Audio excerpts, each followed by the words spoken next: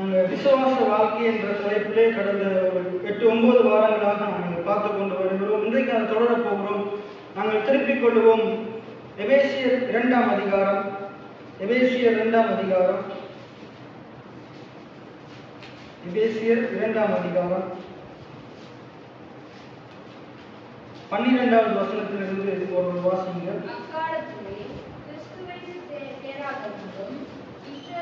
கண்ணாட்சிக்கு புறம்பானவர்களும் வாக்குத்தத்தம் உடன்படிக்கைகளுக்கும் அந்நியரும் நம்பிக்கை இல்லாதவர்களும் இவ்வுலகத்தில் தேவனற்றவர்களாக என்று நினைத்துக் கொள்ளுங்கள். முன்னே தூரமாயிருந்த நீங்கள் இப்பொழுது கிறிஸ்துவை இயேசுவின் இரத்தத்தினாலே சமீபமானீர்கள். எப்படியெனில் அவரை நம்முடைய சமாதானக்காரராக்கி இருதயத்தையும் ஒன்றாக்கி பகையான நின்ற பிரிவினையாகிய நடுச்சுவரை தகர்த்து சட்டத்திட்டங்களாகிய நியாயப்பிரமாணத்தில் தம்முடைய மாம்சத்திலே வைத்து இருதயத்தாரையும் தமக்குரிய ஒரே புதிய மனுஷனாக சிருஷ்டித்து இப்படி சமாதானம் பண்ணி பகைஞரை சிலுவையிலே கொண்டு அதனாலே இருதயத்தாரையும் ஒரே சைன்யமாக தேவனுக்கு ஒப்புரவாக்கினார். இந்த எபேசியர் அதிகாரம் 1 தொடக்கம் நீங்க வாசிச்சீங்கன்னாலே கிறிஸ்துவுக்குள்ள நாங்க யாரு, ஆண்டவராக இயேசு கிறிஸ்துவுடைய பாடுகள் மரணம் உயிர்த்தெழுதல் மூலம் ஆண்டவர் நமக்கு உண்டு பண்ணியிருக்கிற சலாக்கியத்தை குறித்து இங்க கூறப்படுகிறது. விசேஷமான இந்த பகுதியில வாசிக்கிறோம். நாங்கள் இந்த விசுவாசத்தை குறித்து பார்க்கிறோம். விசுவாசமானது நம்பப்படுகிறவர்களின் உறுதி. நாங்கள் எதிர்பார்த்திருக்கிற காரியங்களை குறித்த உறுதி நிச்சயம். அப்படின்னு என்னென்றா இன்னைக்கு நாங்கள் நிறைய காரியங்களை எதிர்பார்க்கிறோம். விசேஷமா சரீர மீட்பு. இன்னைக்கு சரீரத்துல சுகத்தை நம்ம எதிர்பார்க்கிறோமா இல்லையா? நம்முடைய சரீரம் ஆரோக்கியமா இருக்கும். இத்தனை பேர் ஆண்கள் சொல்றீங்க. நம்முடைய சரீரம் சுகபலனோடு இருக்கணும், ஆரோக்கியமா இருக்கணும். நம்முடைய வாழ்க்கையிலே நாம் நிறைய காரியங்களை எதிர்பார்க்கிறோம். நம்முடைய குடும்பம் நல்லா இருக்கணும், நம்முடைய திருச்சபை நல்லா இருக்கணும், நம்முடைய பிள்ளைகள் நல்லா இருக்கணும், நம்முடைய தொழில் வளங்கள் நல்லா இருக்கணும். அப்ப இப்படியாக நாங்க நிறைய காரியங்களை எதிர்பார்க்கிறோம். இது எல்லாத்தின் மத்தியிலையும் நாங்க இது எல்லாவற்றிற்காகவும் நாங்க கர்த்தரை நம்பும் போது கர்த்தர் இந்த காரியத்துல என்ன செய்வார்? எனக்கு வெற்றியை தருவார், எனக்கு சுகத்தை தருவார், எனக்கு உயர்வை தருவார், எனக்கு மேன்மையை தருவார். அப்ப இந்த காரியங்கள்ல நாங்க கர்த்தரிடத்துல எதிர்பார்க்கிறோம்.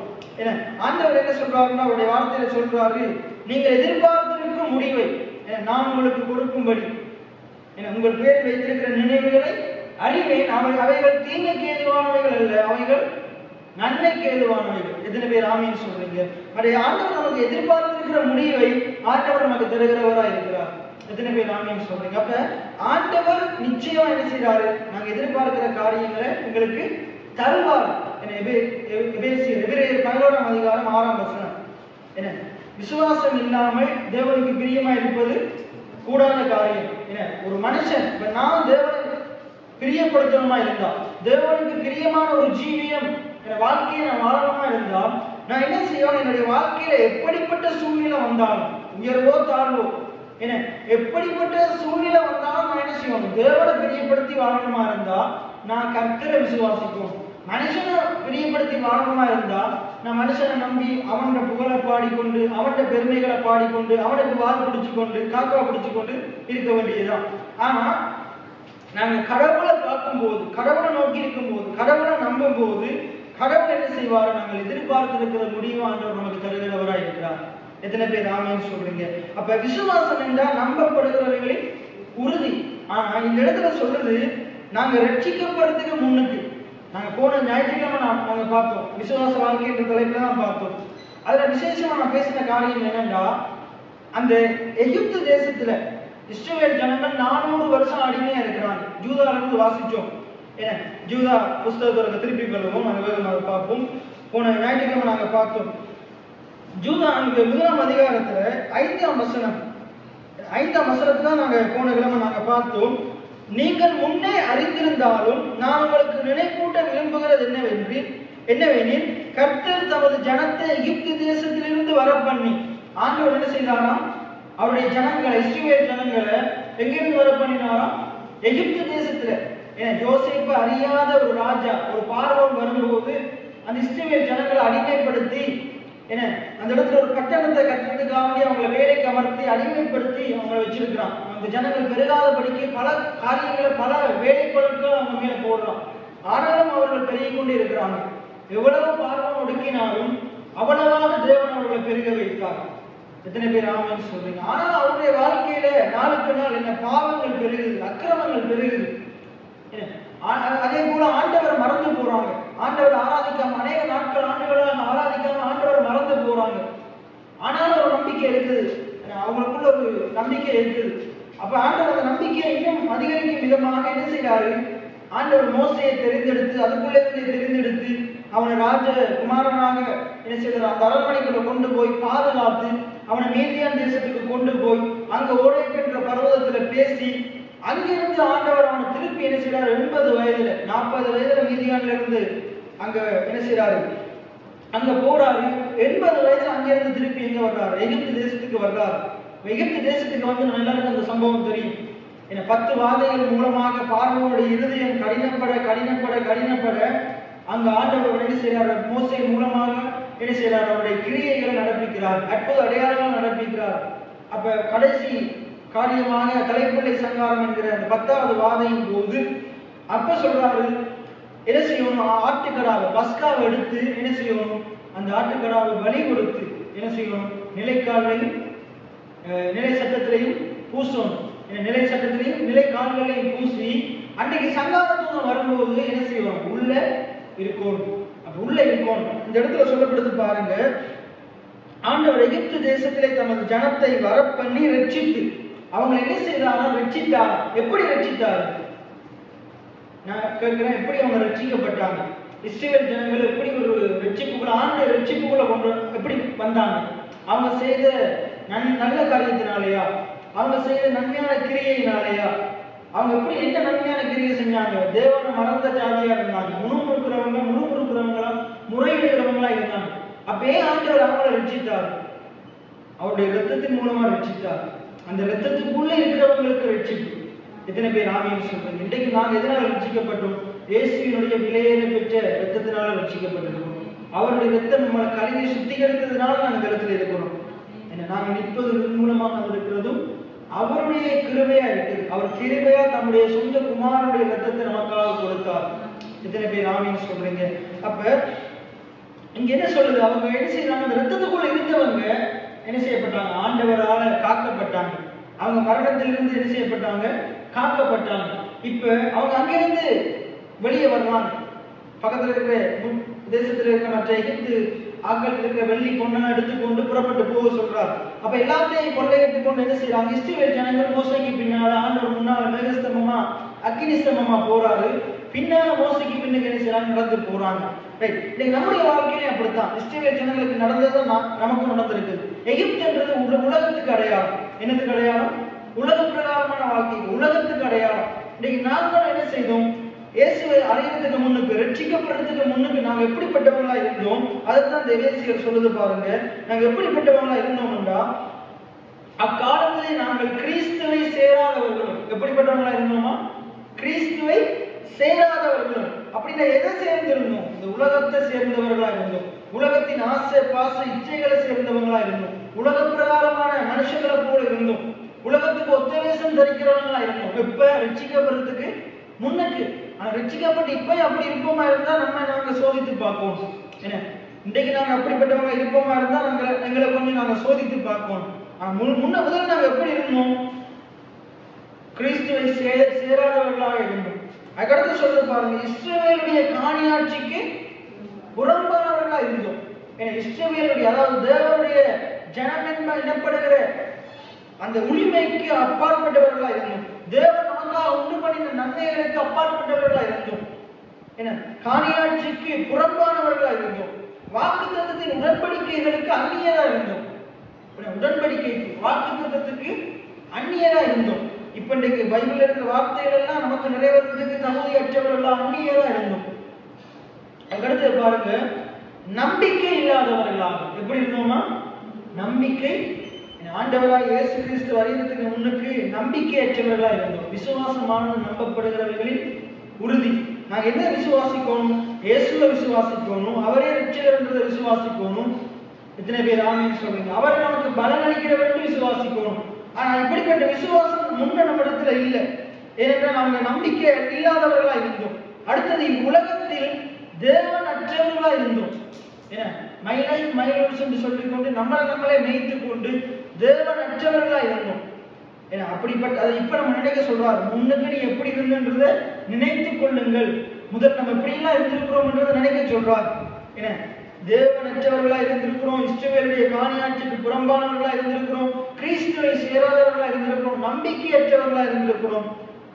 11ஆம் வசனம் சொல்லுது, முன்னே இப்படியாக நாங்கள் தேவனை விட்டு தூரமா இருந்தோமா? எப்படி இருந்தோமா? தேவனை விட்டு தூரமா இருந்தோம். இன்னைக்கு நிறைய பேர் சபைக்கும் வந்து தேவனை விட்டு தூரமா இருக்கிறாங்க. தேவனை விட்டு தூரமான ஒரு வாழ்க்கை வாழ்ந்து கொண்டிருக்கிறாங்க. முன்னே தூரமா இருந்த நீங்கள் இப்பொழுது எல்லாம் சொல்லுங்க, இப்பொழுது கிறிஸ்து இயேசுவுக்குள் கிறிஸ்துவின் இரத்தத்தினாலே சமீபமானீர்கள். எத்தனை பேர் ஆமென் சொல்றீங்க? எத்தனை பேர் இன்னைக்கு நான் கிறிஸ்துவ எனக்குள்ள இருக்கிறாரு, நான் அவருக்குள்ள இருக்கிறேன்? எத்தனை பேர் விசுவாசிக்கிறீங்க? அவர் மகிமை நம்பிக்கையாக எனக்குள்ள இருக்கிறார்.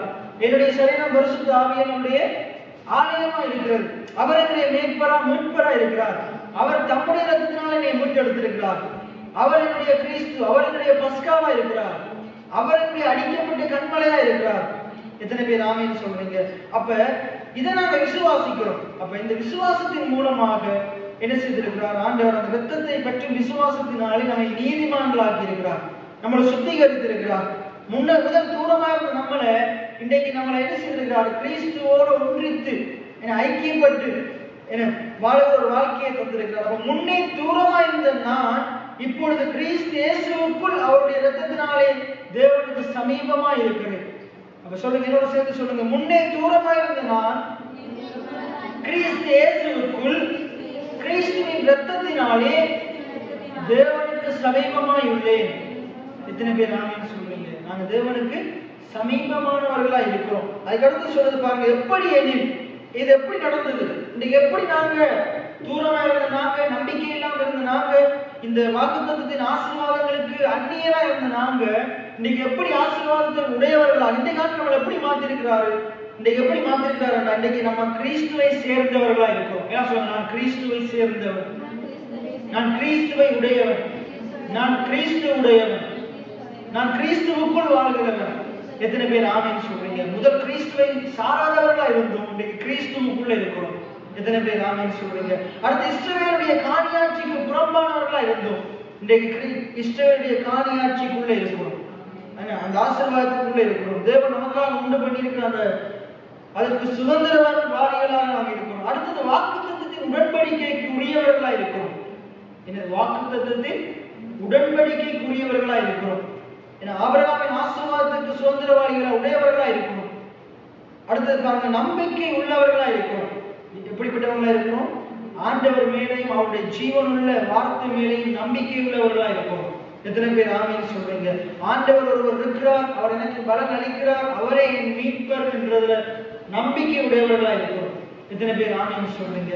அதுக்கடுத்து பாருங்க, நம்ம எப்படி இருக்கிறோம்? தேவன் உடையவர்களா இருக்கிறோம். எங்களுக்கு ஒரு தேவன் இருக்கிறார், எங்களுக்கு ஒரு மீட்பர் இருக்கிறார், எங்களை வழிநடத்துகிறவர் இருக்கிறார். எத்தனை பேர் ஆமென் சொல்றீங்க? அடுத்தது இதை நினைத்துக் கொள்ளணும். இந்த காரியங்களை என்ன செய்யணும்? அன்னதினமும் நாம் நினைத்துக் கொள்ளணும். நினைத்துக் கொண்டு நாங்கள் நம்ம தான் தோன்றித்தனமாக மனம் போன போக்குல வாழ மாட்டோம். இன்னொரு தீர்மானம் எடுக்கிறோம், நாங்கள் முதலாவது ஆண்டவரிடத்துல நாங்கள் கேட்கிறவங்களா இருப்போம். அப்ப இயேசுவின் இரத்தத்தின் மூலமா நம்ம என்ன செஞ்சாரு? சமீபம் ஆக்கிட்டாங்க. இது எப்படி நடந்தது? இது எப்படி நடந்ததுன்றா, அவரே என்ன சொல்லுங்க, அவரே நம்முடைய சமாதான காரணராகி இருதரத்தாரையும் ஒன்றாக்கி பகையாக நின்ற பிரிவினை ஆகிய நடுச்சுவரை தகர்த்து. இப்ப நம்ம தனித்தனியா பார்க்க போறோம். இது ஆண்டவர் எப்படி செய்தார்? இயேசு நம்மளை எப்படி இப்படிப்பட்டவங்களா மாற்றினார்? எப்படி மாற்றினார் என்றா, இயேசு என்ன செய்தாரா? நமக்கும் பிதாவானவருக்கும் இடையில சமாதானம் இல்லாமல் நிலைமை இருந்துச்சு, ஒரு பிரிவினை இருந்துச்சு. ஏனென்றால் ஆதாம் ஏதேன் தோட்டத்துல வச்சு பாவம் செய்ததுனால என்ன, பாவத்தின் சம்பளம் மரணம், பாவத்தின் சம்பளம் மரணம். போன ஞாயிற்றுக்கிழமை சொன்னேன், மரணம்னா என்னது? தேவனை விட்டு பிரிந்து வாழ்கிற ஒரு வாழ்க்கை. மரணம் என்றா என்னது? தேவனை விட்டு பிரிந்து வாழ்கிற வாழ்க்கை, தேவன் அற்றவர்களா வாழ்கிற வாழ்க்கை. இப்ப சரீர மரணம் என்றா என்னது? இந்த சரீரத்தை விட்டு, இந்த மாம்சத்தை விட்டு ஆவி பிரிந்து போறது, ஆவி பிரிந்து போறது. ஆவிக்குரிய மரணம் என்றா என்ன? ஆவிக்குரிய மரணம்னா என்ன? நாங்க தேவனை விட்டு பிரிந்து போறது, தேவனை விட்டு பிரிந்து வாழ்கிற வாழ்க்கை. அப்ப இங்க நாங்க திட்டமா பார்க்கணும். ஏன்னா அங்க என்ன நடந்தது? ஆதாம் பாவம் செய்த போது என்ன நடந்தது? தேவனை விட்டு பிரிந்து போனான். முதலாவது மாம்சத்துல பிரிந்து போனான்.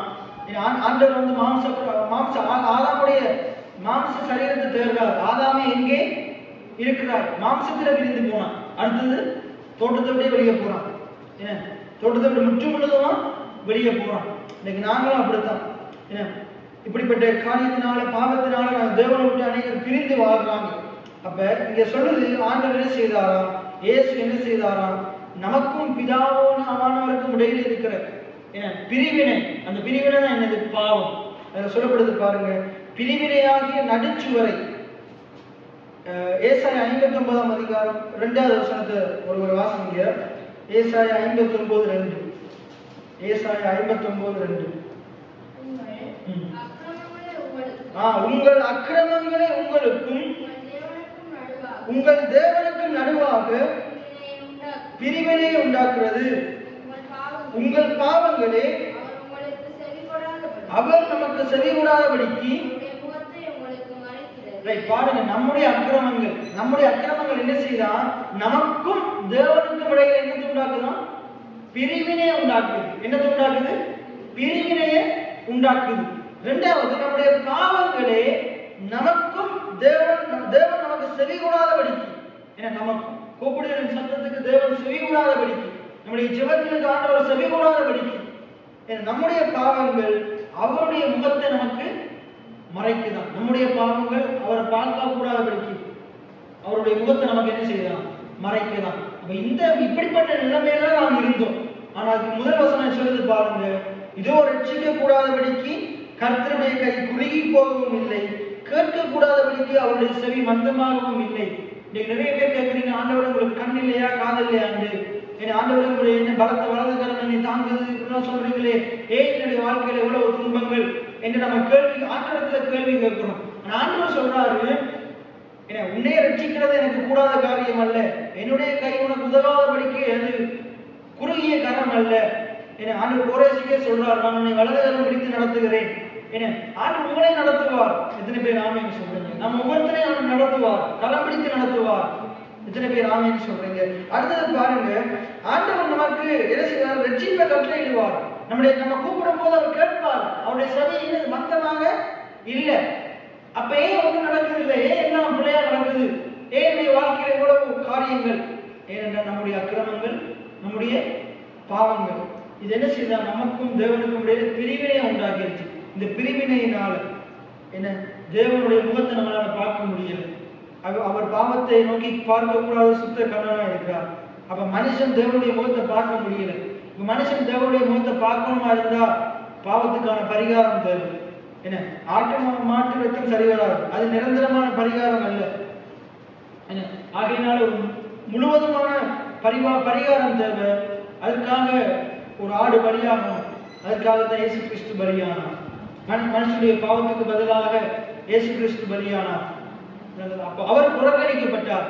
நாங்க அவரை முகமுகமா தரிசிக்கும்படியாக, நாங்க அவர் அப்பா பிதாவை நோக்கி கூப்பிடுற புத்திர சுவீகாரத்தை பெறும்படியாக, என் தேவனை ஏன் என்னை கைவிட்டீர் என்று சிலுவையில் இயேசு தொங்கும் போது சொல்ற அளவுக்கு அவர் தேவனால் கைவிடப்பட்டார். எதன் நிமித்தம்? நம்முடைய பாவங்களின் நிமித்தம்.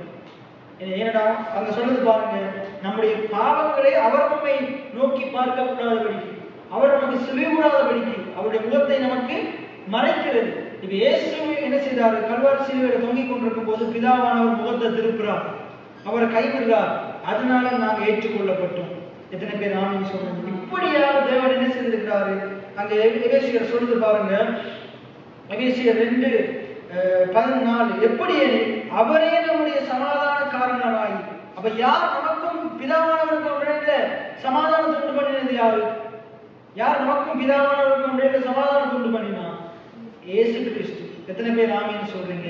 இயேசு கிறிஸ்து சமாதான காரணராக இருக்கிறார். எத்தனை பேர் ஆமென் சொல்றீங்க? நீங்க ஆராதிக்கிற ஆண்டவர் சமாதான காரணராக இருக்கிறார். இன்றைக்கும் அவர் நமக்காக பரிந்து பேசிக் கொண்டிருக்கிறார். அங்க பிதாவானவர் இருக்கிற முறையிட்டு கொண்டில்லை, நம்மளை பத்தி குறை சொல்லல, போல் சொல்லல, அவர் நமக்காக பரிந்து பேசுகிறார். நமக்காக நன்மையானவைகளை பேசுகிறார். எத்தனை பேர் ஆமீன் சொல்றீங்க? நமக்கு நம்ம பிதாவோடு சேர்க்கிறதுக்காக, புத்திர சுவீகாரத்தின் ஆவியை நமக்கு தருவதற்காகத்தான் அவர் நமக்காக பலியானார். நாங்க அழகா சொல்லுது பாருங்க. அவர் என்ன செய்தாரா? நம்முடைய சமாதான காரணராகி, நமக்கும் பிதாவானவருக்கு முறையில உண்டாகிற சமாதானத்துக்கு காரணமே இயேசுதான். இன்னைக்கு நாங்க பிதாவோட ஐக்கியமா இருக்கிறதுக்கு காரணமே இயேசுதான். எத்தனை பேர் ஆமீன் சொல்றீங்க? இன்னைக்கு உண்மையான கிறிஸ்தவர்களுக்கு நாங்க வாழ்வோமா இருந்தா, நாங்க நம்மளை வெறுக்கிற இந்த ஜனங்களை எல்லாரையும் நாங்க நேசிக்கிறதுக்கு காரணமே ஆண்டவராகிய இயேசு கிறிஸ்து தான். எத்தனை பேர் ஆமீன் சொல்றீங்க? ஒருவரோடு ஒருவர் ஐக்கியமா இருக்கிறதுக்கு காரணம் ஆண்டவராகிய இயேசு கிறிஸ்து தான். ஒருவர் பாரத்தை ஒருவர் சுமக்கிறதுக்கு காரணம் ஆண்டவராகிய இயேசு கிறிஸ்து தான். இந்த இடத்துல நாங்க நிற்கிறதுக்கு காரணம் ஆண்டவராகிய இயேசு கிறிஸ்து தான். நாங்க ஜீவிக்கிறதுக்கு காரணம் எல்லாத்துக்குமே யார் காரணம்? ஆண்டவராகிய இயேசு கிறிஸ்து. அப்ப அவர் நம்முடைய சமாதான காரணராகி இருதிரத்தாரையும், இருதிரத்தாரன யாரு? யூதர்கள், புறஜாதிகள். இப்படி இரண்டு பிரிவினரா இருந்த இருவரையும் ஒரு திறத்தாராக்கி ஒன்றாக்கி பகையாக என்ற பிரிவினையாகிய நடுச்சுவரை தகர்த்து, அதாவது பாவத்தை இயேசு தகர்த்துட்டார். எத்தனை பேர் ஆமீன் சொல்றீங்க? கல்வாரி சிலுவையில ஆண்டவர் நமக்கும் பிதாவானவருக்கும் இடையில பகையை உண்டு பண்ணின. என்ன பகையை உண்டு பண்ணிச்சு? பாவம், மீறுதல், அக்கிரமம் பகையை உண்டு பண்ணிச்சு. அந்த நடுவாக நின்ற சுவரை தகர்த்து, அடுத்த சொல்லுது பாருங்க, சட்ட திட்டங்களாகிய நியாய பிரமாணத்தை. நியாய பிரமாணம் என்னவா? சட்ட திட்டமா? 10 கட்டளை என்னவா? சட்ட, இதை செய், இதை செய்யாத. அதையே ஆண்டவர் என்ன செஞ்சுட்டாராம்? தம்முடைய மாம்சத்தினாலே ஒழித்து. அப்படின்னா என்னது? தன்னுடைய மாம்சத்தினால் ஒழித்துன்னா என்னது? இதை ஒரு மனுஷனாலே நிறைவேற்ற முடியாது. 10 கட்டளையை எந்த ஒரு மனுஷனும் பூரணமா கடைபிடிக்க முடியாது. தன்னுடைய மாம்ச சரீர பலத்தினால எந்த மனுஷனாலையும் நியாய பிரமாணத்தை பூரணமா கடைபிடிக்க முடியாது. அப்ப நமக்கு பதிலாக இயேசு என்ன செய்யறாரு? அதை 100க்கு 100% நிறைவேற்றினார். எத்தனை பேர் ஆமீன் சொல்லுங்க? நியாய பிரமாணத்தின்படி வாழ்ந்தார், அப்பழுக்கற்றவரா வாழ்ந்தார், பாவம் இல்லாதவரா வாழ்ந்தார், குற்றம் சாட்டப்பட முடியாதவரா வாழ்ந்தார், தூய்மையானவரா வாழ்ந்தார், பரிசுத்தமான ஒரு வாழ்க்கை வாழ்ந்தார். இன்னைக்கு நம்ம நிறைய பேர் ட்ரை பண்றோம், முயற்சி செய்யறோம் பரிசுத்தமா வாழ்றதுக்கு. ஆனா விழுந்து போறோம். ஏனென்றால் வேதம் கொடுக்கப்பட்டது, நியாயப்பிரமாணம் கொடுக்கப்பட்டது நோக்கம் என்ன? ஆண்டவரே, இதன்படி வாழ என்னால முடியாது. என்ன? அதனால ஆண்டவர் நியாயப்பிரமாணத்தை மட்டும் கொடுக்கல, நியாயப்பிரமாணத்தோட பலியையும் கொடுத்தார். ஏன்னா நியாயப்பிரமாணத்தின் மூலமாக எந்த ஒரு மனுஷனும் தேவனிடத்தில் நீதிமானாக முடியாது, தேவனிடத்துல ஏதாவது பெற முடியாது. விசுவாசத்தினாலதான் நீதிமான் பிழைப்பான். எத்தனை பேர் ஆமீன் சொல்லுங்க? அப்ப பலி மூலமா தான், ரத்தத்தின் மூலமா தான், பழைய பாட்டிலே அவங்க கற்றுக் கொடுக்கிறார். ஆனா மனசு என்ன செஞ்சுட்டான்? இல்ல நாங்க நிறைவேற்றுவேன், கடைபிடிப்பேன், இன்னும் சொல்லுங்க, இன்னும் நான் என்ன செய்யணும்? ஒண்ணுமே செய்ய முடியாது. அப்ப ஆண்டு என்ன செய்யறாரு? நமக்காக அவர் நியாய பிரமாணத்தை 100க்கு 100% என்ன செய்கிறாரு? கடைபிடித்து மாம்ச சரீரத்தில் அதை நிறைவேற்றுகிறார்.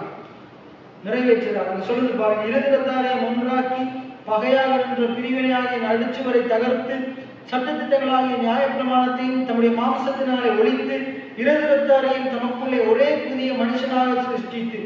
அப்ப என்ன செய்திருக்கிறார்? இருதிரத்தாரையும், முதல் என்னது? பிரஜாதிகள், யூதர்கள். இப்படியாக வேறுபாடு ஆண்டு ஒழித்து போட்டு இப்ப என்ன செய்தாரு? கிறிஸ்துவுக்குள்ள வாழுகிறவன் புதிய சிருஷ்டியா இருக்கிறான். அவனுக்கு வேறுபாடே இல்லை, பெண்ணென்றும் இல்லை, ஆணென்றும் இல்லை. பெரியோர் சிறியோர், பணக்கான ஏழை இல்லை, எந்த வித்தியாசமும் இல்லை. அங்க ஒருத்தரான் கிறிஸ்துவ விசுவாசிக்கிறவன் நியூ, அவன் என்ன செய்தான்? மறுபடி பிறந்திருக்கிறான், அவன் புதிய சிருஷ்டியா இருக்கிறான். கலாத்தியர் 6ஆம் அதிகாரத்துல ஒரு பகுதி சொல்லுது, விருத்த சிந்தனம் உள்ளதும் விருத்த சிந்தனம் இல்லாமல் அது ஒன்றுமே இல்லை, புதிய சிருஷ்டியே காரியம். கலாத்தியர் 6ஆம் வசனத்திலிருந்து வாசிங்க. கலாத்தியர் 6ஆம் அதிகாரத்துல புதிய சிருஷ்டி அப்படின்ற வசனம் இருக்கு பாருங்க. விருத்த சேதனம் உள்ளமையும் விருத்த சேதனம் இல்லாமையும் ஒன்றும் இல்லை. 15வது வசனம், கிறிஸ்து இயேசுவுக்குள் விருத்த சேதனமும் ஒன்றுமில்லை, விருத்த சேதனம் இல்லாமையும் ஒன்றுமில்லை, புதிய சிருஷ்டியே காரியம். நாங்க போன கிழமை இவங்க பேசாளர்களை வீட்டு கொடுத்துல நாங்க பார்த்தோம். ஆபிரகாமுக்கு ஆண்டு உடன்படிக்கை பண்ணிட்டு சொல்றாரு. என்ன சொல்றாரு? பிறந்த 8வது நாள் என்ன பண்ணணும்? விருத்த சேதனம் சரீரத்துல நுனித்தோட வெட்டணும். அது என்னத்துக்காக நம்ம போன கிழமை பார்த்தோம், ஒரு அடையாளத்துக்காக ஆண்டவர் என்ன செய்தார்? ஆண்டவர் ஆபிரகாமோடு உடன்படிக்கை பண்ணிட்டாரு என்றதுக்கு அடையாளமாக என்ன செய்திருக்கிறாரு? அடையாளமாக அவங்களுக்கு விருத்த சேதனத்தை பண்ண சொன்னார். ஆனா இங்க ஆண்டவர் என்ன சொல்றாரு? புதிய ஏற்பாட்டுல விருத்த சேதனம் பண்றதும் ஒன்றுதான், பண்ணாம இருக்கிறதும் ஒன்றுமே இல்லை. பண்றதும் ஒன்றும் அர்த்தம் இல்லை, பண்ணாததும் அர்த்தம் இல்லை. இப்ப அவர் என்ன சொல்றாரு? உங்களுடைய இருதயம் விருத்த சேதனம் அடையணும். இருதயத்துல என்ன நடக்கணும்? புதிய சிருஷ்டியா மாறணும். இத்தனை பேர் ஆமீன்னு சொல்லுங்க. கையில நம்ம வெளிப்பிரகாரமான மாற்றங்கள் அது ஒரு மாற்றத்தை ஏற்படுத்த போறது இல்லை. உள்ளான மாற்றத்தை ஆண்டவர் பேசுகிறார். புதிய சிருஷ்டியாக மாறும். மனம் புதிதாவதனால் மர்மமாகும். எத்தனை பேர் ஆமீன்னு சொல்றீங்க? நாங்க என்ன செய்யணும்? கிறிஸ்துவோடு கூட சிலுவையில் அறையப்படணும். அவரோடு கூட உயிரோடு எழும்பும். பாவத்துக்கு மறிக்கணும். புதிய சிருஷ்டினா என்னது? பாவத்துக்கு மறித்து நீதிக்கென்று பிழைத்திருப்போம். பழைய வாழ்க்கை, பாவ வாழ்க்கை ஒழிந்து போகணும். நம்முடைய வாழ்க்கை புதிதா மாறும். அப்படின்னா முன்பு நம்பிக்கை இல்லாதவர்களா இருந்தது போல இப்ப இருக்கக்கூடாது. இப்ப நாங்க நம்பிக்கையுடையவர்களா இருக்கோம்.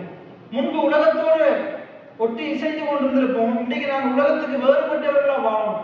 உலகத்துக்கு செத்தவர்களா வாழணும். பாவத்துக்கு மறித்த ஒரு வாழ்க்கை வாழணும். பரிசுத்தமான ஒரு வாழ்க்கை வாழணும். நீதிக்குரிய ஒரு வாழ்க்கை வாழணும். முதல் வார்த்தைக்கு விசுவாசியாதவர்களால் வார்த்தைக்கு புறம்பான வாழ்க்கை வாழ்ந்தோம். இப்ப வார்த்தைக்குள்ளான ஒரு வாழ்க்கை வாழணும். முதல் நம்மளே மேய்ப்போம். மற்றவர்கள் சொல்றதை கேட்க மாட்டோம்.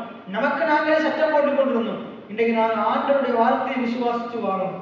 முதல் நாங்கள் நம்முடைய கிரியையினால வாழ்ந்தோம், நம்முடைய பலத்தினால வாழ்ந்தோம். இன்றைக்கு ஆண்டவரை நம்பி வாழணும்.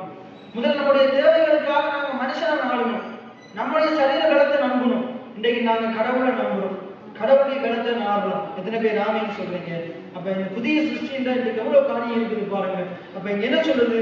நீ சரீரத்துல எதையும் சரீரத்துல நீ ஏதோ தியாகம் செய்யறதுனால ஒன்று நடக்க போறது, ஒன்று மாற போறது இல்ல. என்ன சொல்றாரு? நீ இயேசுவை விசுவாசிச்சு அவர் உனக்காக என்ன செய்தாரு? பாவத்துக்கு அவரோட கூட நீ சிலுவையில் அறையப்பட்டிருக்கிற. அவர் சிலுவையில மறிக்கும் போதே நீ மறிச்சிருக்கிற. அவர் அடக்கம் பண்ணப்படும் போது உன்னுடைய பழைய மனசு அடக்கம் பண்ணப்பட்டிருக்கிறான். அவர் உயிரோடு எழுந்திருக்கும் போது நான் உயிரோடு எழுந்திருக்கிறேன். அதை விசுவாசிக்கிறதுனால நீ இன்றைக்கு புதிய ஒரு சிருஷ்டியா இருக்கிற, நீ மறுபடி பிறந்திருக்கிற. எத்தனை பேர் ஆமீன்னு சொல்றீங்க? அந்த வெளிப்பாடு தான் முக்கியம், அந்த அறிவு தான் முக்கியம். அதை நாங்கள் அறிந்து கொள்வோம், அதை நாங்கள் அறிந்து கொள்வோம். அங்க என்ன சொல்றதா?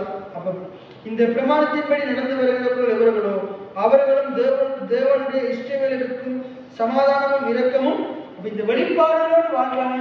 எப்படிப்பட்ட வாழ்க்கை வாழ்வான்? அவனுடைய வாழ்க்கையில சமாதானம் இருக்கும்.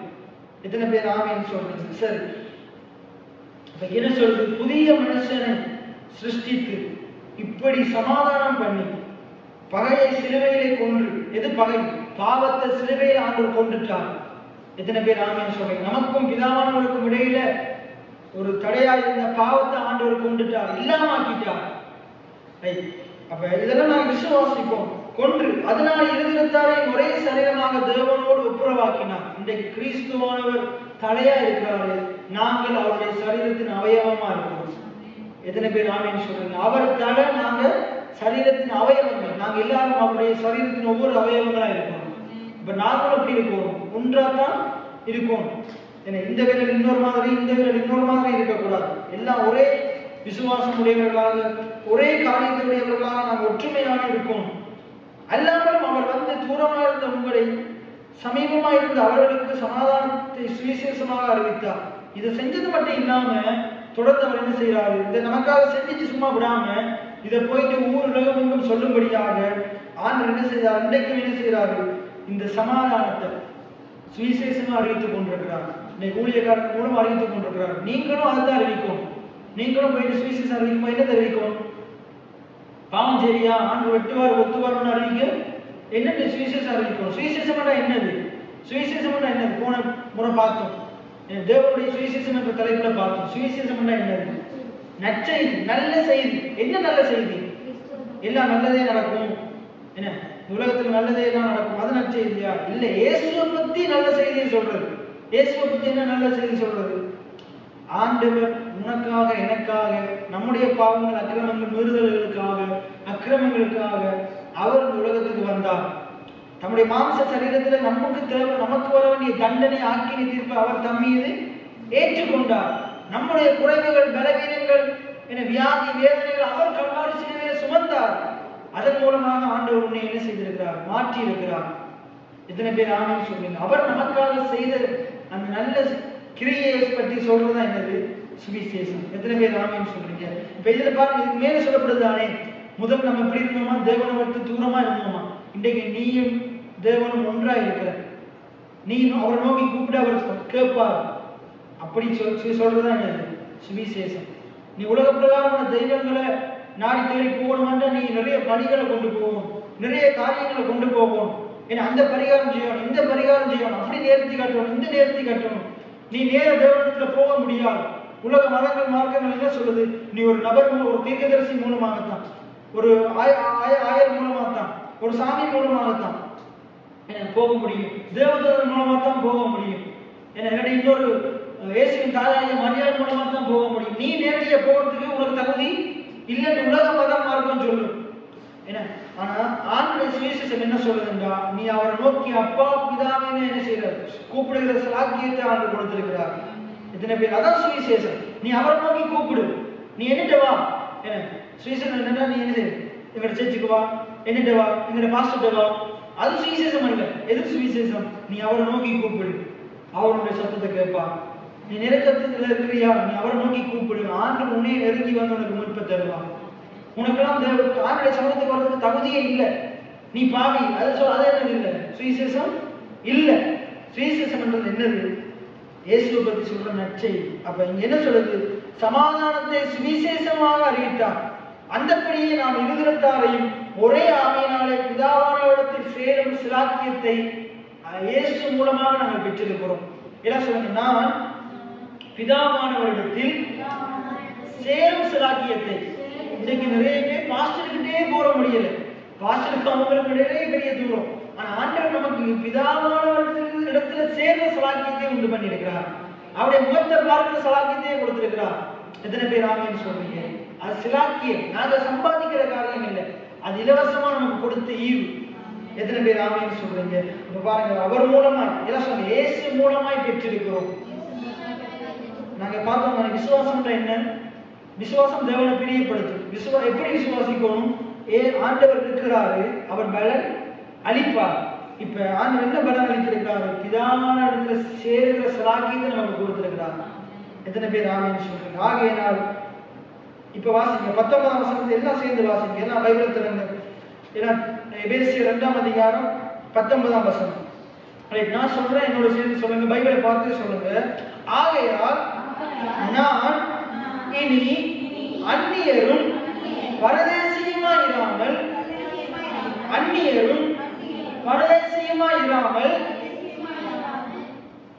பரிசுத்தவான்களோடு ஒரே நகரத்தாரும் தேவனுடைய வீட்டாருமா இருந்து. இன்னைக்கு நாங்க எப்படிப்பட்டவங்களா இருக்கிறோம்? நான் அந்நியரும் இல்லை, பரதேசியும் இல்லை. நம்ம குப்பை, தூசி, மண்ணு, ஒட்டரை ஒன்றுமே இல்லை. நம்ம யாரு? தேவனுடைய வீட்டார், அவருடைய ராஜ்யத்துக்கு உட்பட்டவர்கள், அவருடைய பிள்ளைகள், ராஜாவுடைய பிள்ளைகள், ராஜாதி ராஜாவாக இயேசுவினுடைய பிள்ளைகள், தேவனுடைய பிள்ளைகள். எத்தனை பேர் ஆமென் சொல்லுங்க? அப்ப இங்க என்ன சொல்றது பாருங்க, நாங்க அந்நியரும் இல்லை, பரதேசியும் இல்லை, தேவனுடைய காணியாட்சிக்கு புறம்பானவர்களும் இல்லை, நம்பிக்கை இல்லாதவர்களும் இல்லை.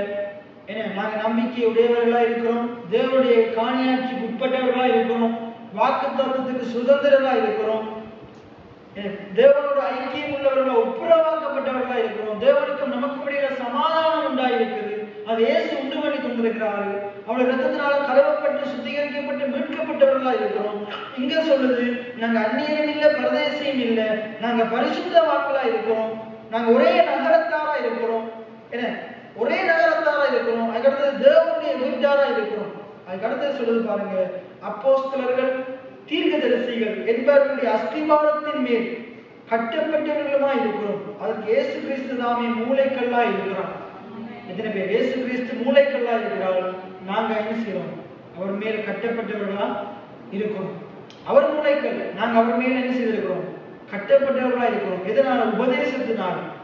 ஊழியக்காரர்கள், அப்போஸ்தலர்கள், தீர்க்கதரிசிகளுடைய உபதேசத்தினால, போதனையினால. அப்ப என்ன முக்கியம்? கிறிஸ்துவ விசுவாசிக்கிறது முக்கியம். என்ன அது மூளைக்கல். இயேசுவை விசுவாசிச்சு அவருக்குள்ள வரணும். அத்திவாரமெல்லாம் போட்டாச்சு. இப்ப என்ன செய்ய போறோம்? கட்டப்படணும், கட்டி எழுப்பப்படணும். இன்னைக்கு நிறைய பேர் அப்படியே இருக்கிறாங்க, மூளைகளோட மூளைகளாவே இருக்கிறாங்க. இயேசுவை தெரியும், ஆனா இயேசு இன்னும் அறிஞ்சு அறிஞ்சு அறிஞ்சு கட்டப்படுறதே கிடையாது, வாழ்க்கையில உயர்றதே கிடையாது, ஒரு அழகான மாளிகையை மாறுறதே கிடையாது. இன்னைக்கு நிறைய பேர் கட்டி, அதான் இன்னைக்கு என்ன வந்து கொண்டிருக்குது, உபதேசத்தினால போதகத்தினால கட்டப்பட்டு கொண்டிருக்கிறோம். எத்தனை பேர் ஆமீன் சொல்லுங்க? ஒரு நாள் அழகான மாளிகைகளாக, அவருடைய மாளிகைகளாக, இயேசுவை பிரதிபலிக்கிறவர்களாக இன்னைக்கு அவர் மேல கட்டப்படுகிற நாங்க, என்ன அவர் மேல கட்டப்படுகிற நாங்க, ஒரு நாள் அவரை நாங்க நம்ம மூலமா அவருடைய வாசலை நாங்கள் வெளிப்படுத்துவோம். எத்தனை பேர் ஆமீன் சொல்லுங்க? அவ்வளவு அழகா சொல்லப்படுது. ஏன்னா அப்போஸ்தலர்கள் தீர்க்கதரிசிகள் என்பவருடைய அஸ்திபாரத்தின் மேல் கட்டப்பட்டவர்களாய் இருக்கிறீர்கள், அதற்கு இயேசு கிறிஸ்து தாமே மூளைக்கல்லாய் இருக்கிறார், அவர்தான் மூளைக்கல். அவர் மேல் மாளிகை முழுவதும் இசைவாக இணைக்கப்பட்டு, அப்ப எப்படி இணைக்கப்படணும்? ஒரு கல் ஒவ்வொரு கல்லுக்கடையில் என்ன இருக்கும், பிரிவினை வேறுபாடு இருக்க. அப்ப நம்ம ஒவ்வொருத்தரும் எப்படி கட்டப்படணும்? இசைவாக கட்டப்படணும், இணைக்கப்பட்டு கட்டப்படணும். அப்ப இசைவாக கட்டப்பட்டு சொல்லப்படுது பாருங்க, இசைவாக இணைக்கப்பட்டு கர்த்தருக்குள் பரிசுத்த ஆலயமாக எழுப்புகிறது. ஆலயம் என்பது இந்த கட்டிடம் அல்ல, இது கட்டிடம், இது ஆலயம் அல்ல, நாங்க தான் ஆலயம். இந்த நம்முடைய ஆலயத்துக்கு மூளைக்கல் யாரு? இயேசு கிறிஸ்து. நாங்க யாரு? நாங்க ஒவ்வொருத்தரும் ஒவ்வொரு கற்கள். எத்தனை பேர் ஆமீன் சொல்றீங்க?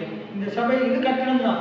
இதுக்கு ஒரு எப்படி அத்திபாரம் இருக்குதோ, அதுக்கு மேல எப்படி இந்த கற்களினால் கட்டப்பட்ட இந்த காரியம் கூடாரம் இருப்பதோ, அதே போல கிறிஸ்து அஸ்திபாரமா இருக்கிறாரு. அதான் சொல்றாரு, இந்த கல்லின் மேல் என் சபையை கட்டுவேன், பாதாளத்தின் வாசல்கள் அதை.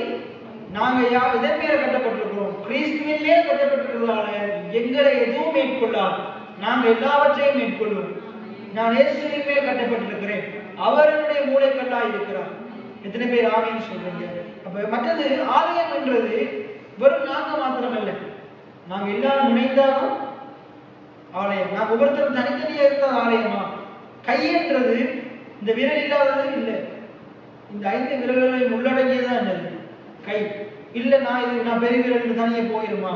இல்ல, பெரிய விரல் ஒவ்வொரு விரலா வருது, ஆள்காட்டு விரல், நடு விரல், மோதிர விரல், என்ன சின்ன விரல். அப்ப இந்த 5 விரலும் அடங்கியதுதான் கை. சில பேருக்கு 6 விரல் இருக்கும், சிலருக்கு இல்லாம இல்ல. கை என்றது முழுமையா என்னது, இது முழுவதும் சேர்த்துதான் என்னது கை. அதே போலதான் என்னது, நாங்க எல்லாம் இணைக்கப்பட்டதுதான் ஆலயம். எல்லாம் சொல்றது இசைவாக இணைக்கப்பட்டு, எல்லாம் சொல்றது இசைவாக இணைக்கப்பட்டு அவர் மேல் மாளிகை முழுவதும். அப்ப நம்ம எல்லாம் மாளிகையா? நாங்கள் அவருடைய மாளிகை. கிறிஸ்துவுக்குள் நாங்கள் யார்? நான் அவருடைய மாளிகை. நம்மள என்ன சொல்றாரு? மாளிகை என்று சொல்றாரு, குடிசை என்று சொல்றாரு. என்னன்னு சொல்றாரு? மாளிகை என்று சொல்றாங்க. யார் மேல கட்டப்பட்ட மாளிகை? கிறிஸ்துவின் மேல கட்டப்பட்ட மாளிகை. எப்படி இருக்கணும்?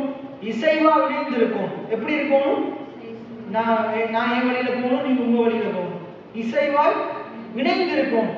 அங்க அதை விட்டுறக்கூடாது, கீழே இருக்கிற அஸ்திவாரத்தையும் விட்டுறக்கூடாது. அதுல உறுதியா பற்றியிருந்தா எல்லாம் இசைவா இருக்கும். அங்க பற்றி இல்லாட்டுதான் இங்க என்ன செய்யணும்? ஆடிக்கொண்டிருக்கும். சரி, கர்த்தருடைய பரிசுத்த ஆலயமா எழுப்புகிறது. அப்ப என்ன செய்யுமா? நான் அடிக்கடி உங்களுக்கு சொல்லுவேன், என்ன நம்ம சரியான ஒரு கிறிஸ்தவ வாழ்க்கை வாழ்ந்தா நாளுக்கு நாள் என்ன செய்வோம்? வளருவோம், கனி கொடுக்கும். எத்தனை பேர் ஆமீன் சொல்றீங்க? அதனாலதான் முக்கியம். என்ன முக்கியம்? இப்படிப்பட்ட வார்த்தைகளை ஒவ்வொரு நாளும் வந்து அமர்ந்திருந்து கேட்கிறது முக்கியம். நீங்க 3 நாள் 2 நாள் கேட்குறீங்க, வீட்டு கூட ஆரம்பிச்சிருக்கிறோம், அங்கேயும் கேட்குறீங்க. மற்ற நாளும் கேட்கணும். ஏன்னா 3 நாள் ஜெபம் வச்சுட்டு நினைப்பீங்க, மற்ற 4 நாள் நாங்கள் என்ன செய்ய போறோம்? எங்க வேலையை பார்த்துட்டு பேசாம டிவியை பார்த்துட்டு போனை பார்த்துட்டு கிடக்க போறோம்னு சொல்ல கூடாது. அங்க டிவி ஆண்டு தந்திருக்கிறார். என்னத்துக்கு தந்திருக்கிறார்? ஆண்டுடைய வார்த்தையை கேட்கறதுக்கு. இப்போ நான் யோசிச்சு கொண்டிருக்கிறேன், அடுத்த வருஷத்துக்குள்ள இதில் ஒரு பின்னுக்கு என் ரூம்ல டிவி ஒன்று கூட்ட போறேன்.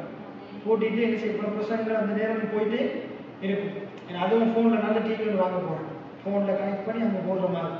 என்னத்துக்கு? நாடகம் பார்க்கறதுக்கு இல்லை, வேற காரியங்கள் பார்க்கறதுக்கு இல்லை, ஆண்டுடைய வார்த்தை போய்கொண்டே இருக்கிறதுக்கு.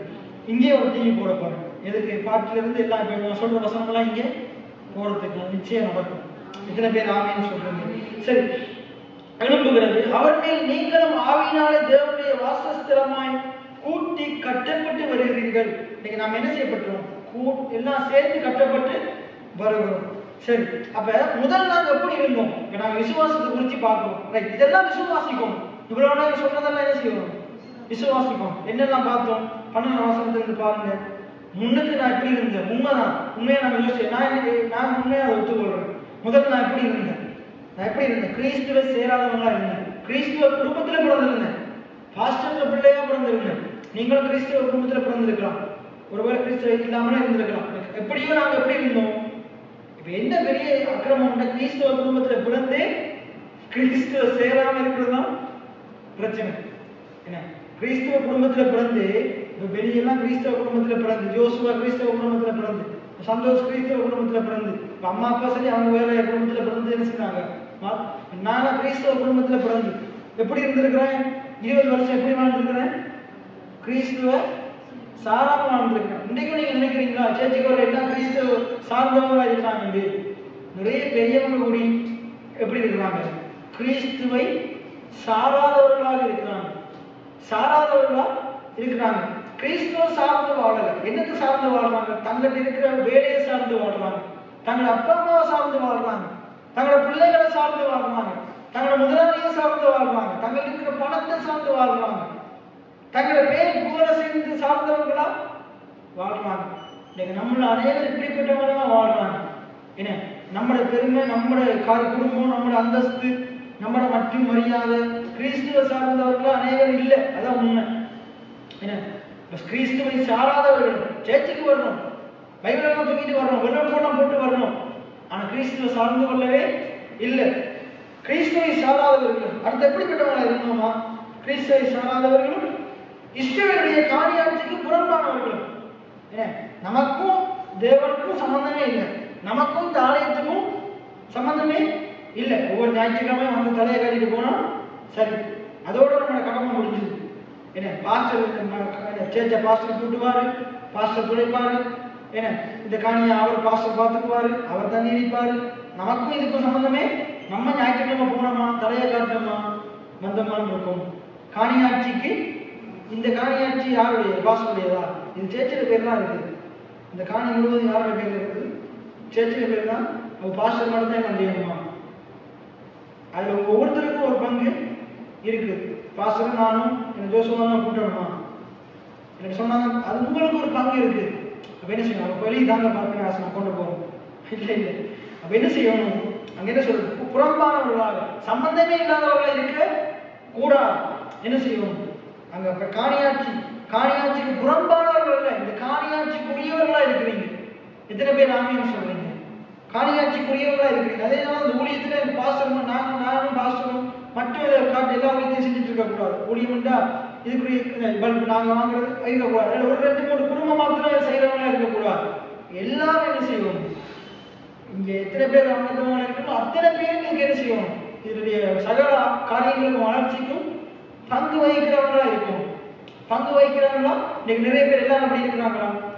இன்னைக்கு எல்லாரும் தசமபாகம் காணிக்க கொடுக்குறாங்களா? எனக்குள்ள 2 கிழமை முழுக்க ஓடிட்டே இருக்குது. எதிர்காலத்துல என்ன செய்யணும்? தசமபாகமே போட வேணாம்னு சொல்லுவோம். என்னன்னு சொல்லுவோம்டா, தசமபாகம் காணிக்க கொடுக்க சொல்றாரு. இப்ப நான் என்ன சொல்ல போறேன்? என்ன கொடுக்க சொல்லி கொடுக்குறாங்க. ஆனா என்ன கிடைக்கிறாங்க? பாஸ்டர் அப்படி செலவழிக்கிறாரு, இப்படி செலவழிக்கிறாரு. அப்ப எதிர்காலத்துல சொல்லணும், நீங்க போடுறாங்க என்ன செய்யுங்க, எம்பளத்துல போடுறா போடுங்க, அதுவும் கணக்கு எல்லாம் எழுதி வைப்போம், உங்களுக்கு ரிசிப்ட் தருவோம். மற்ற ஆட்கள் இந்த நோமலா போடுறாங்க போடவே 10ல் 1 போடுறா போடவே நீ போடவே வேணும்னு சொல்லிடுவோம். இல்லாட்டி எந்த ஆசீர்வாதமும் இருக்காது. ஏன்னா அந்த ஆசீர்வாதத்தை பார்த்தா தான் எங்க அடுத்த முறை சரியா போடுவாங்க, திருப்பி போடுவாங்க. அப்ப நிறைய பேர் சும்மா கடமைக்கு போறவர்கள் ஆசீர்வாதம் இல்லை, மாற்றம் இல்லை, அவங்க போட்டு பிரயோசனம் இல்லை.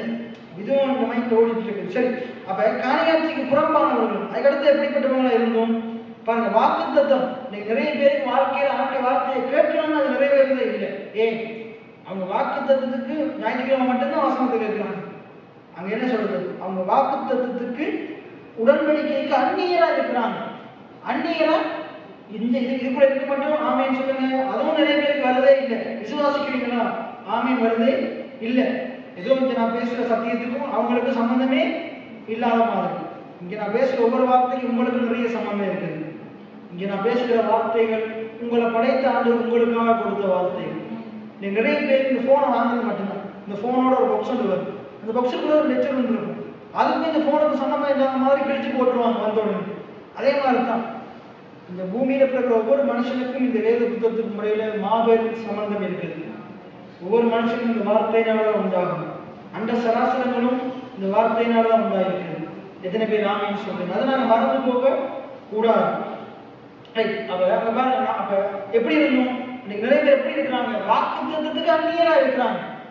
வாக்குத்தத்தத்துக்கு அந்நியரா இருக்கிறாங்க.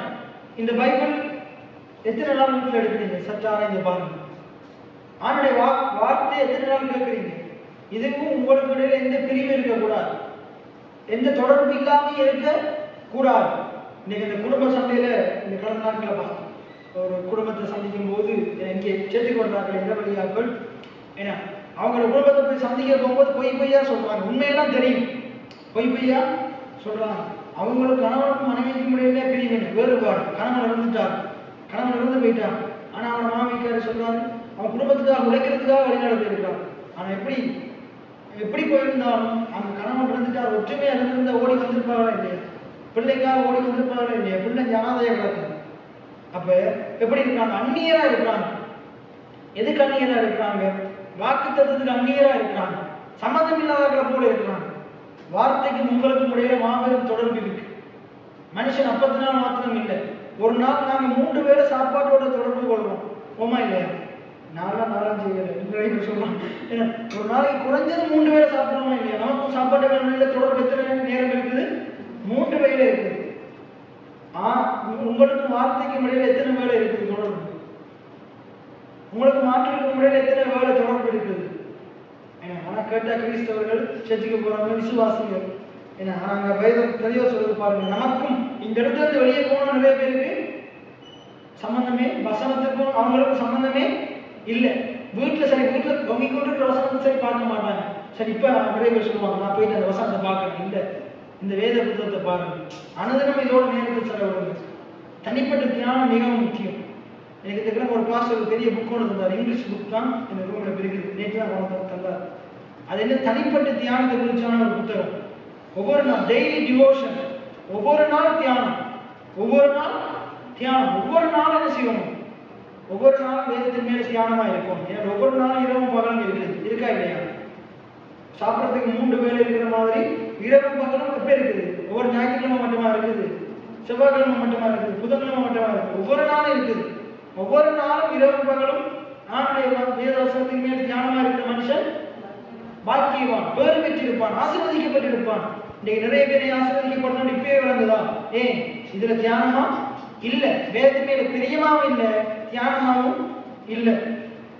சரி, அப்ப அடுத்தது நம்பிக்கையற்றவங்களா இருக்கணும். எதன் மேல? தேவன் மேலேயே நம்பிக்கை இல்லை. ஏசு நமக்காக பாடுபட்டார், மரித்தார், அடக்கம் பண்ணப்பட்டார், உயிரோடு இருந்தார். இன்றைக்கு எனக்காக பிதாவிடத்துல பரிந்து பேசுறாரு. இன்றைக்கு எனக்குள்ள மகிமையின் நம்பிக்கையா இருக்கிறாரு. எனக்காக ஒரு ஸ்தலத்தை ஆயத்தம் பண்றாரு. அவர் மறுபடி வரப்போறாரு. எனக்கு சாகாமையில் அழியாமையில சரீரத்தை கொடுக்க போகிறாரு. எனக்கு மகிமையில சரீரமா என்னுடைய சரீரத்தை மாற்ற போறாரு. என்னை அவர் கருணை அன்பாய் கூப்பிட்டு சேர்க்க போறாரு. என் கண்ணீரை துடைக்க போறாரு. என்னுடைய கஷ்டங்களை மாற்ற போறாருன்ற நம்பிக்கையே, இயேசுவை பத்தி அவர் நமக்கு செய்ய போகிற காரியங்களை குறித்த நம்பிக்கையே இல்லை. சரி, கடந்த காலத்தில் செய்த காரியங்கள் குறித்த நம்பிக்கையும் இல்லை. அப்ப நம்பிக்கை அற்றவர்களும் எப்படியெல்லாம் இருந்திருக்கணும் பாருங்க. நிறைய பேர் இன்றைக்கும் அப்படித்தான். அதுதான் மிகவும் பரிதாபிக்கக்கூடிய காரியம். இன்றைக்கும் அப்படித்தான் இருக்கணும். நம்பிக்கை அற்றவர்கள், இவ்வுலகத்தில் தேவனற்றவர்களுமா இருந்தீர்கள். இன்றைக்கும் நிறைய பேருக்கு யார் கடவுள்? அவங்களோட பணம் தான் அவங்களுக்கு கடவுள். நிறைய பேருக்கு அவங்களோட வேலை தான் கடவுள். நிறைய பேருக்கு அவங்களோட போனு, டிவி, அவங்களோட தொழில், இதுதான் கடவுள். அவங்களுக்கு கடவுள் வேற காலம் இல்லாட்டியும் நிறைய பேர் மனசு இல்லாமலும் வாழ்ந்துருவாங்க. ஆனா வேலை இல்லாம இருக்க மாட்டாங்க. எதுக்காக வேலைக்கு போறோம்? குடும்பத்துக்காக. எனக்கு சரி பாசலாம் சொல்லிட்டு இருந்தார். அவர் என்ன செய்வார்? காலத்திலிருந்து நிறைய வேலை. ஆனா இரவு 10-11 மணிக்கு தான் அவர் வீட்டை வருவார். வீட்டை வந்தோன்னு என்ன தெரியுமா செய்வார்? நான் இப்போ குடும்ப சேர்ச்சிலாம் என்ன செய்வாங்களா? போயிட்டு மகன் மனுஷன் இறந்துட்டாங்க. 3 மகனையும் காரில் ஏற்றி கொண்டு அப்படியே வந்தார். வந்துட்டு சேர்ச்சில் நான் தனியாக இருக்கிற என்னையும் கூப்பிட்டு ஏற்றிட்டு என்ன செய்தார்? கோல்ட் ஃபேஸுக்கு வந்தார். வந்து என்ன செய்தார்? KFCயில் ஒரு இந்த சிக்கன் அதெல்லாம் வாங்கி, இன்னொரு பர்கர் எல்லாம் வாங்கிட்டு வந்து ரவுண்டாக கீழே இருந்து காய்ச்சாங்க. ஒவ்வொரு பிள்ளைகளும் கிட்டத்தட்ட 2 மணி நேரம் இருந்து கதைச்சு அன்பா கதைச்சு இன்னைக்கு எத்தனை பேர் நம்ம பிள்ளைகளோட இருந்து கதைக்கிறோம்? வேலைக்கு போயிட்டு வரணும், காலம் இருக்கு. ஒரு சகோதரர் சொல்றாங்க, என்ன குடும்பம் ஒரே மனசு கல்யாணம் முடிச்சுக்கிட்டதுனா மனசுக்கும் அம்மாக்கு இடையில ஒரே சண்டை. ஆனா கல்யாணம் முடிக்கிறதுக்கு முன்னுக்கு 2 பேரும் என்னோட கதைக்கிறத விட 2 பேரும் நல்லா கதைப்பாங்க. ஆனா இப்ப சண்டை, இப்ப பெரிய சண்டை பிரச்சனை. அதனால அவர் என்ன செய்வாராம், இங்க இருந்து வேலை முடிய போயிட்டு என்ன செய்வாராம், அப்படியே குளிச்சுட்டு டக்குன்னு அவர் விளையாடுறதுக்கு ஸ்டேடியத்துக்கு போயிடுவார். ஸ்டேடியத்துக்கு போய் அங்க விளையாடுறது சரியா 10 மணிக்கு தான் வீட்டுக்கு போவார். வீட்டுக்கு கொண்டு சாப்பிட்டு பிடிச்சிட்டு டக்குனு பெட்ரூம் போய் படுத்துருவாங்க. ஏன்? இவங்க 2 பேரோட கண்ணையும் முடிச்சுட்டாங்க வரும் சண்டை. அதனாலே கிட்டத்தட்ட 2 மாசம் மனைவியோட கதைக்கவே இல்லையா. இதுக்கு தான் கல்யாணம் முடிச்சாங்க. இதுதான் குடும்பமா? இப்படி இதனாலதான் வீடு கட்டப்படுமா? பாத்தீங்களா, இன்னைக்கு இப்படிப்பட்டதான் இருக்குது. அவங்க பாருங்க, அவங்களுக்கு வேலை கல்யாணம் முடிச்சுட்டு வேலை முக்கியமா இருக்குது, விளையாட்டு முக்கியமா இருக்குது, குடும்பத்தை விட்டுட்டாங்க. எங்க வைக்கணும்னு தெரியல. நிறைய பேர் கடவுளை முதலாவது வைக்கணும்ன்றது தெரியல. நிறைய பேருக்கு தெரிஞ்சும் அசட்டை பண்றாங்க. அப்ப எப்படி இருக்கிறான் பாருங்க. இப்படி எவ்வளவு நிறைய காரியங்கள் அங்க சொல்லப்படுது. தேவனற்றவர்களமா இருந்தீர்கள் என்று நினைவில் கொள்ளுங்கள். இன்றைக்கு நாம் அப்படி இப்படி இருப்போமா இருந்து நம்மளை நாங்கள் மாற்றிக்கொள்ளணும். ஏன்னா நம்ம எப்படிப்பட்டவங்களா இருக்கணும்? நாங்க கிறிஸ்துவை உடையவர்களா இருக்கணும். கிறிஸ்துவோடு நிறைய நேரம் செலவழிக்கும். நமக்கு ஒரு மீட்பர் இருக்கிறார், அவர் நாமம் இயேசு கிறிஸ்து. எத்தனை பேர் ஆமென் சொல்றீங்க? அப்ப அவரோட நேரத்தை செலவிடணும். 3 வேளை சாப்பிடணும், அதை காட்டிலும் அதிகமான நேரத்தை அவரோட செலவிடணும். என்ன அப்ப இங்க மற்றது ஆண்டுடைய காணியாட்சிக்கு உட்பட்டவங்களா இருக்கணும். என்ன இந்த சபையை நினைச்சுக்கணும். என்ன இது இப்படியே இருக்கக்கூடாது. என்ன எனக்கு அது எப்படி 5 வருஷமா இது இப்படியே இருக்குது, ஏதாச்சும் ஒரு மாற்றம் வரணும். அது நான் விசுவாசிக்க அடுத்த வருஷம் பெரிய மாற்றம் இருக்கு. இந்த சபை இப்படியே இருக்கக்கூடாது. இப்படியே இருக்கவும் இருந்து இங்க இருக்கிற ஒவ்வொருத்தரும் அதுக்கு காரணம். இங்க இருக்கிற ஒவ்வொருத்தரும் நானும் காரணம், நீங்களும் காரணம். ஒவ்வொரு வருஷமும் நான் தான் முடிவு பண்ணிருக்கேன். ஒவ்வொரு மாசமும் இங்க ஏதாச்சும் புதுசா நான் வாங்கி போடணும். ஆண்டுடைய கிருபையினால ஆண்டு ஆசீர்வதிக்கிறாரு. நான் ஏதோ ஒரு பங்கா இருக்கும், ஏதோ ஒரு காரியத்தை புதுசா நான் வாங்கி போடணும். மற்றவர்களை பார்க்க கூடாது. இது என்னுடைய ஆலயம். எத்தனை பேர் ஆலயம் சொல்றீங்க? இதுக்கு நான் புறம்பானவன் அல்ல, இதுக்கு நம்ம புறம்பானவர்கள் அல்ல. ஒவ்வொருத்தருக்கும் இதுல பங்கு இருக்கு. அடுத்தது பாருங்க, வாக்குத்தத்தத்தின் உடன்படிக்கைக்கு அந்நியர் இல்ல, உடன்படிக்கை உடையவர்களா இருக்கணும். ஆண்டவர் கொடுத்த எல்லா வாக்குத்தத்தமும் எனக்கான, கிறிஸ்துவுக்குள்ள வாக்குத்தத்தங்கள் அனைத்தும் எனக்கு ஆமென்றும் இருக்கிறது. இந்த வாக்குத்தத்தம் எனக்குரியது, எனக்கு சொந்தமானது. அதை ஆண்டவர் எனக்கு சுதந்திரமா கொடுத்திருக்கிறார். அதை நான் விசுவாசத்தோடு எடுத்துக்கொள்ள போறேன், பொறுமையா காத்திருந்து அதை பெற்றுக்கொள்ள போறேன். எத்தனை பேர் ஆமென் சொல்றீங்க? பைபிள் என்ன சொல்றது? அடிக்கடி பேசியிருக்கிறோம், நிறைய தடவை பேசியிருக்கிறேன். எபிரேயர் 6:11 என்ன சொல்றது? எபிரேயர் 6:11 நீங்கள் அசதியாயிராமல் என வாக்குத்தத்தத்தில் உள்ள ஆசீர்வாதங்களை விசுவாசத்தினாலும் நீடிய பொறுமையினாலும் சுதந்திரித்துக் கொள்ளுவர்களை பின்பற்றுகிறவர்களா இருங்கள். யாரை பின்பற்றணும்? விசுவாசத்தினால நீடிய பொறுமையினால. ஆண்டவர் நம்ம ஒவ்வொருவருக்கும் கொடுத்திருக்கிற வாக்குத்தத்தங்களை என்ன செய்யணுமா? சுதந்திரித்துக் கொள்ளணும். என்ன சொல்லுங்க? சுதந்திரித்துக் கொள்ள வேண்டும். சுதந்திரிக்கு மட்டும் சோர்ந்து போகக்கூடாது, அசதியா இருக்கக்கூடாது. நான் சொல்லுங்க, நான் நிச்சயமா சுதந்திரிப்பேன். தேவனுக்காக உண்டு பண்ணி வைத்திருக்கிறவைகளை நான் நிச்சயமா சுதந்திரிப்பேன். அதான் விசுவாசம். ஆண்டவர் என்னோட கூட இருக்கிறார், அவர் எனக்கு பலன் கொடுப்பார். சுதந்திரிக்கிறதுக்கு எனக்கு பலனை தருவார். நான் சுதந்திரிப்பேன். இயேசுவின் நாமத்தினால நான் சுதந்திரிப்பேன். நான் சுதந்திரிப்பேன். எனக்கு முன்பாக இருக்கிற எரிகோ முதலுக்கு இடிந்து விடும் செங்கடலை நான் கடப்பேன். ஏன்னா ஆண்டவர் எனக்கு வாக்கு பண்ணியிருக்கிறார், காணான சுதந்திரின்னு சொல்லியிருக்கிறார். அப்ப தடையாத எல்லாத்தையும் நான் மேற்கொண்டு காணான சுதந்திரிப்பேன். ஆண்டவர் எனக்காக நியமித்திருக்கிற காரியங்களை நான் சுதந்திரிப்பேன். ஆண்டவர் எனக்காக வச்சிருக்கிற சுகத்தை நான் சுதந்திரிப்பேன். ஆரோக்கியத்தை நான் சுதந்திரிப்பேன். நல்ல வாழ்க்கையை சுதந்திரிப்பேன். ஆசீர்வாதத்தை சுதந்திரிப்பேன். செழிப்பை சுதந்திரிப்பேன். இத்தனை பேர் ஆமென் சொல்றீங்க? ஆண்டவர் எனக்காக என்னென்னத்தையெல்லாம் வைத்திருக்கிறாரு. அவரை நம்பி, அவரை விசுவாசிச்சு, அவரை சார்ந்து கொண்டு ஆண்டவர் எனக்காக உண்டு பண்ணின அனைத்தையும் நான் சுதந்திரிப்பேன். அவரை நான் என் தேவனால நான் உயருவேன், என் தேவனால நான் பெருகுவேன். இது நிச்சயமா நடக்கும். எல்லாரும் பார்க்கத்தக்கதாக நான் உயருவேன், பெருகுவேன். விளக்குதா? இதுதான் விசுவாசம். முதல்ல எப்படி இருந்தோம், இன்னைக்கு எப்படிப்பட்டவங்களா இருக்கணும். ஆனா இன்னைக்கு இப்படிப்பட்டவங்களா இருக்கமா இருந்தா நம்மள நாங்க ஆராய்ந்து பார்க்கணும். இன்னைக்கு நம்மளோட சபையில் அநேகர் இப்படிப்பட்டவங்களா தான் இருக்கிறாங்க. ரைட்? இப்ப நம்ம மாறும். முதலாவது தான் நான் மாறும், அதுக்கடுத்து நீங்க மாறும். நீங்க ஒவ்வொருத்தரும் மாறணும். அதுக்கு பிறகுதான் மற்றவர்களை மாற்றுறதுக்கு போவோம்.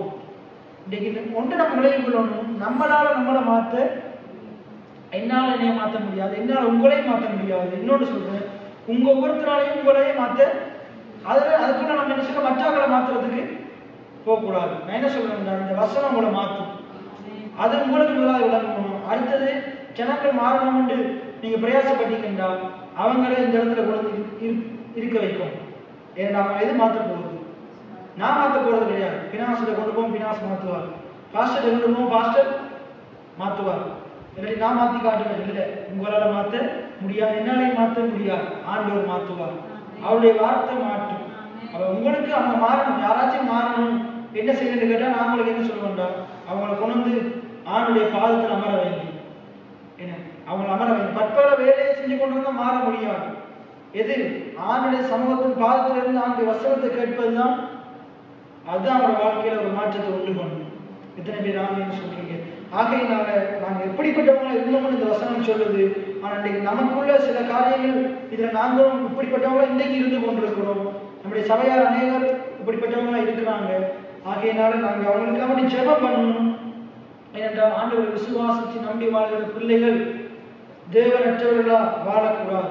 ஏன்னா சபைக்கு வந்து இன்றைக்கு நிறைய பேர் இப்படிப்பட்ட காரியத்துக்குள்ள அகப்பட்டு இருக்கிறாங்க. ஆனா நம்ம இப்படித்தான் இருந்தோம். ஆனா இன்னைக்கு நான் விசுவாசிக்கிற ஆண்டவர் இந்த இடத்துல இருக்கிற ஒவ்வொருவரும் இன்னைக்கு கிறிஸ்துவுக்குள்ள சமீபமா இருக்கிறீங்க.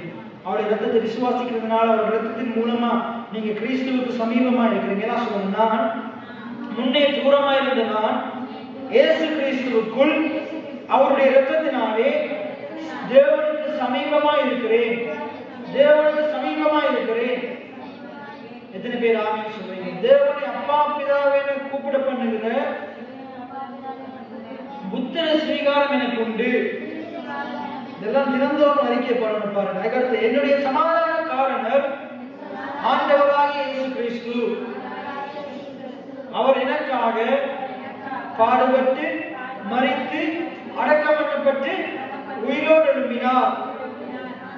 எத்தனை பேர் ஆமென் சொல்றீங்க? அப்ப அதை நம்ம விசுவாசிப்போம். அதுக்கடுத்து எனக்காக இயேசு என்ன செஞ்சார்? நியாயப்பிரமாணத்தை நிறைவேற்றிட்டார்.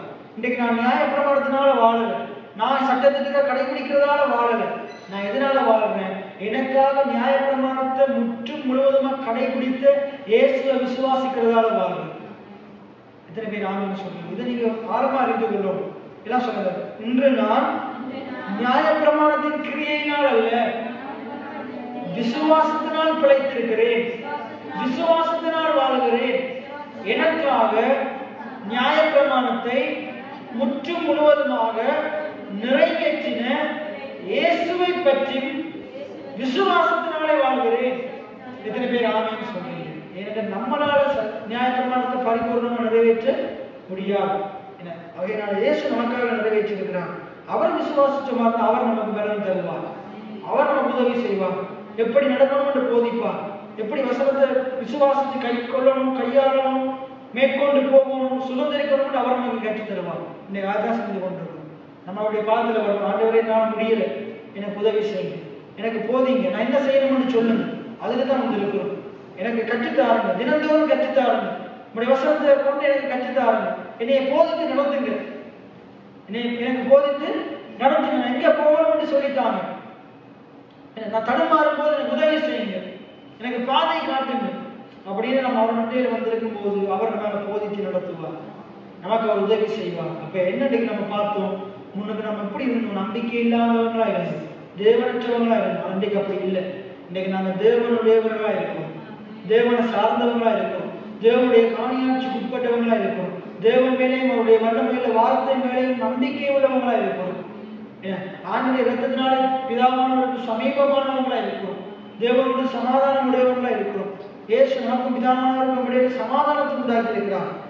ஆகையினால ஆண்டவர் என்ன சொல்றாருன்றா, நீங்க தேவன் மேல இன்னும் கட்டி எழுப்பப்படுங்க, இன்னும் கட்டி எழுப்பப்படுங்க. ஆண்டவரை மாத்திட்டாரு, இப்ப அப்படியே போயிருங்கன்னு சொல்லல.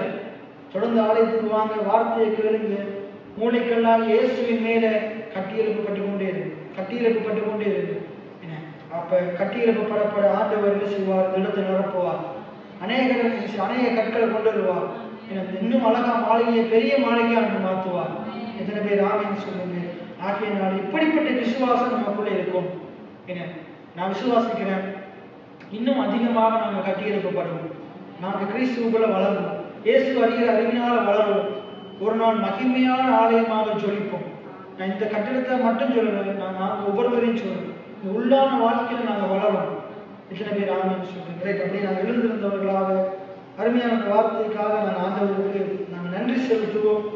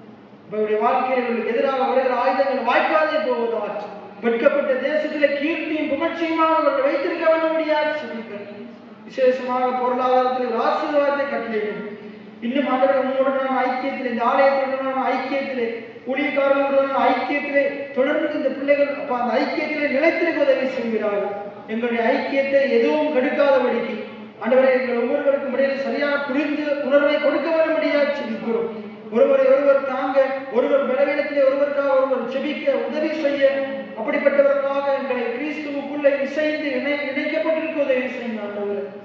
இப்ப எங்களை பிரிக்க நினைக்கிற எந்த ஆயுதமும் வாய்க்காதே போவதாக நாங்கள் அனைவரும் இணைந்து உம்மோடு தொடர்ந்து இணைக்கப்பட்டிருக்க அப்ப நாங்கள் வளர கனி கொடுக்க எங்களுக்கு உதவி செய்யுங்க சுவாமி.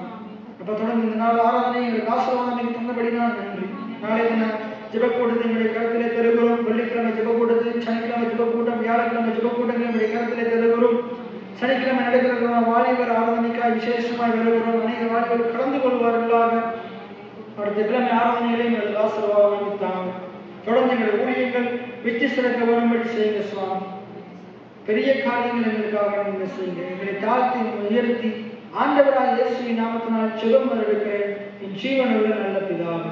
ஆமென். என் ஆத்துமாவே கர்த்தரை ஸ்தோத்திரி, என் முழுவதுமே கர்த்தருடைய பரிசுத்த நாமத்தை ஸ்தோத்திரி. என் ஆத்துமாவே கர்த்தரை ஸ்தோத்திரி, கர்த்தர் செய்த சகல உபகாரங்களையும் மறவாதே. ஆமென். கர்த்தர் உங்களை ஆசீர்வதிப்பாராக.